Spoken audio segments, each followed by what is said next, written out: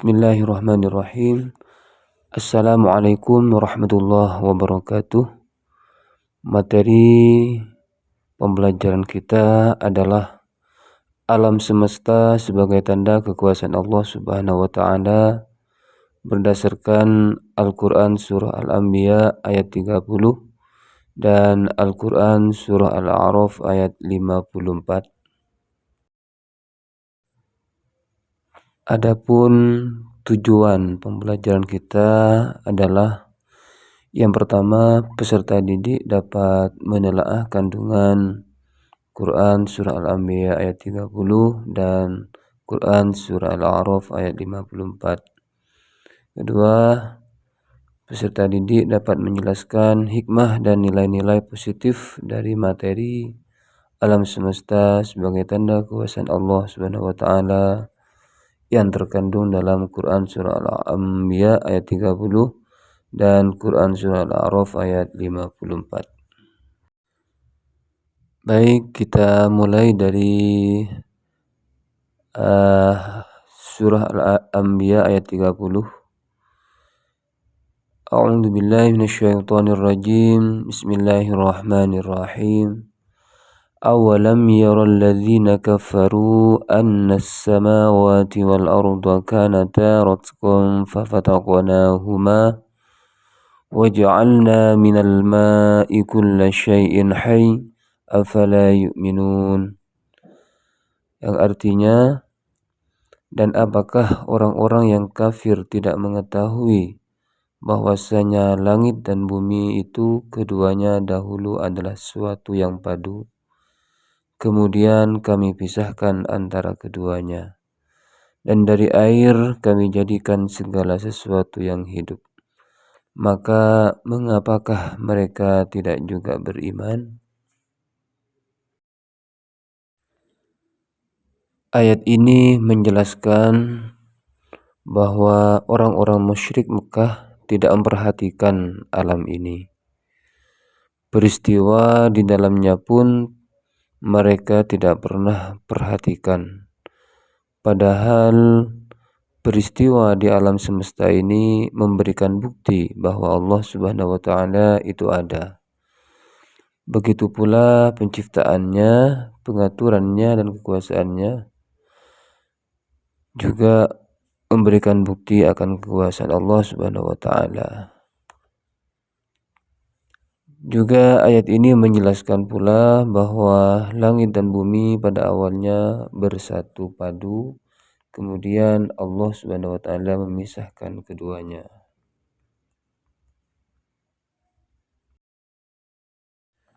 Dalam ilmu sains, teori ini disebut dengan teori Big Bang, yang mana isi dari teori Big Bang ini adalah gambaran pecahnya alam semesta dengan dentuman yang sangat dahsyat. Semua peristiwa ini terjadi atas kehendak dan kekuasaannya Allah Subhanahu wa ta'ala.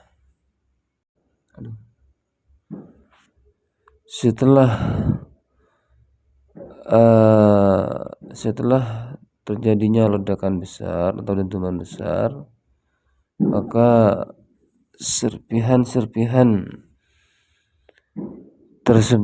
menyebar ke seluruh penjuru alam semesta ini.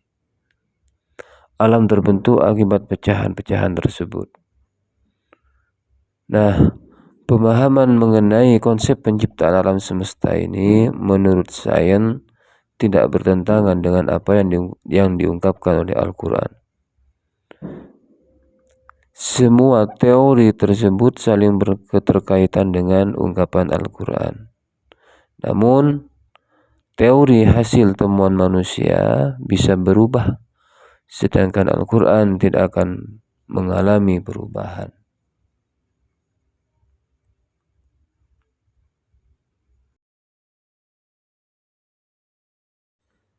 Selanjutnya, Quran Surah Al-A'raf ayat 54. A'udzu billahi minasyaitonir rajim. Bismillahirrahmanirrahim. Inna rabbakumullahu alladhi khalaqas samawati wal arda fi sittati ayyam thumma istawa 'alal 'arsy yughshi al-laila an-nahara yatlubuhu hasisan wasyamsa wal qamara wan nujuma musakhkharatin bi amri ala lahul khalqu wal amru tabarakallahu rabbul alamin. Artinya, sesungguhnya Tuhan kamu ialah Allah yang telah menciptakan langit dan bumi dalam 6 masa. Lalu dia bersemayam di atas arsy. Dia menutupkan malam kepada siapa yang mengikutinya dengan cepat, dan diciptakannya pula matahari, bulan, dan bintang-bintang. Masing-masing tunduk kepada perintahnya. Ingatlah, menciptakan dan memerintah hanyalah hak Allah. Maha suci Allah, Tuhan semesta alam.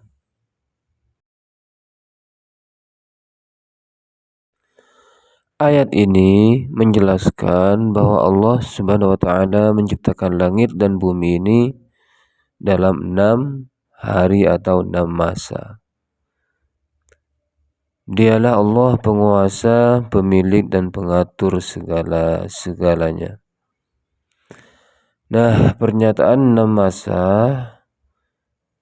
penciptaan langit dan bumi terdiri atas penciptaan keduanya setelah terbentuknya langit.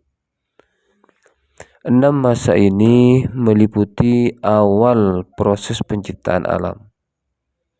Jadi 6 masa di sini merupakan awal dari proses penciptaan alam semesta ini, yang mana dentuman besar diciptakan oleh Allah Subhanahu wa taala dengan sangat dahsyat yang disebut dengan The Big Bang.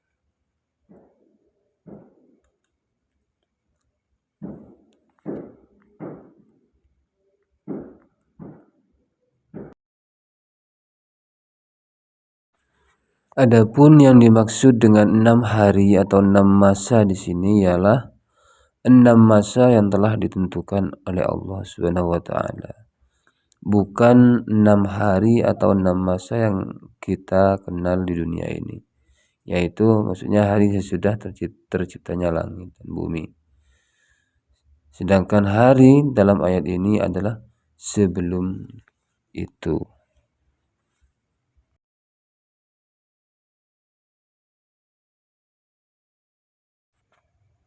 Jadi kesimpulan dari kandungan dari Al-Quran surah Al-Anbiya 30 dan Al-A'raf ayat 54 ini, yang pertama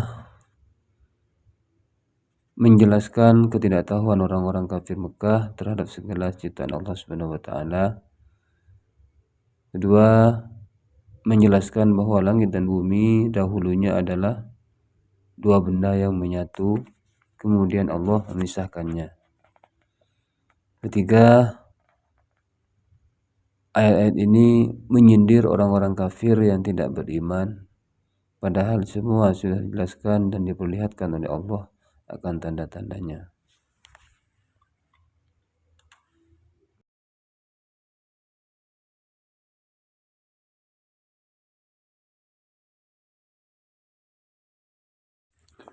Kemudian mengenai teori Big Bang. Teori Big Bang ini secara harfiah memiliki arti ledakan besar. Teori Big Bang ini pertama kali dikemukakan oleh Jos Lemaitre, yaitu seorang kosmolog yang berasal dari Belgia sekitar tahun 1927. Teori Big Bang, menyatakan bahwa alam semesta pada awalnya berasal dari gumpalan massa yang sangat padat dan sangat panas. Kemudian karena tekanan panas yang sangat memuncak, akhirnya massa ini mengalami ledakan besar atau Big Bang. Sehingga terjadilah serpihan-serpihan alam semesta, seperti tata surya, galaksi, nebula, planet, dan sebagainya. yang terus mengembang.